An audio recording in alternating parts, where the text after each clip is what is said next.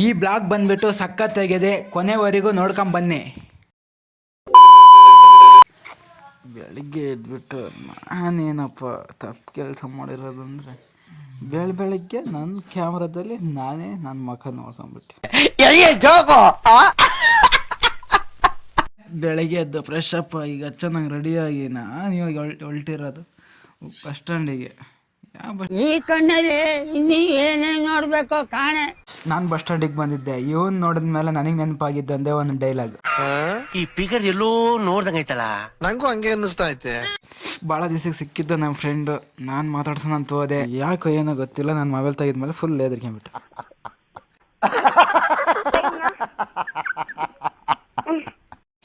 ನಮ್ಮ ಫ್ರೆಂಡು ತಂಗಿ ಆಗ್ಬಿಟ್ಟು ಒಬ್ಬಣ್ಣನಿಗೆ ರಾಖಿ ಕಟ್ತಿದ್ದ. ನೋಡಿದ್ಮೇಲೆ ಅಣ್ಣ ತಂಗಿ ಸಾಂಗ್ ಬಂದ್ಬಿಡ್ತು ನನಗೆ ನೆನಪಿಗೆ.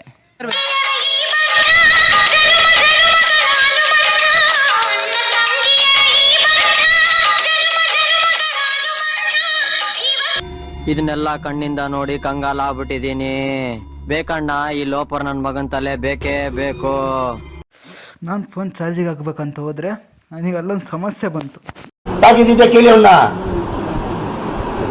ಮೀಟರ್ ಬೇಕು. ಹೋಗಿ ಗೂಡಲ್ಲಿ ಜೇನು ಗೂಡಿಕ್ಕಿತ್ತು, ಫುಲ್ಲು ಎಲ್ಲ ಹಾರಾಡ ಹುಳಗಳು ಎಲ್ಲ. ಇದೊಂದು ಬದುಕಿ, ಇದೊಂದು ಜನ್ಮವೇ, ಎಂತಹ ದುರ್ವಿಧಿ, ಇದೆಂತಹ ದುರ್ವಿಧಿ. ಮಜ್ಜಿಗೆ ಅನ್ನ ಊಟ ಮಾಡಿ ನನಗೆ ಟೈಮ್ ಆಗಿತ್ತು ಕೆಲಸಕ್ಕೆ. ಊಟ ಆಯ್ತಾ? ಮತ್ತೇನು ಊಟ ಮಾಡಿ ನಾನು ಹೊರಟಿರೋದು ಕೆಲಸಕ್ಕೆ.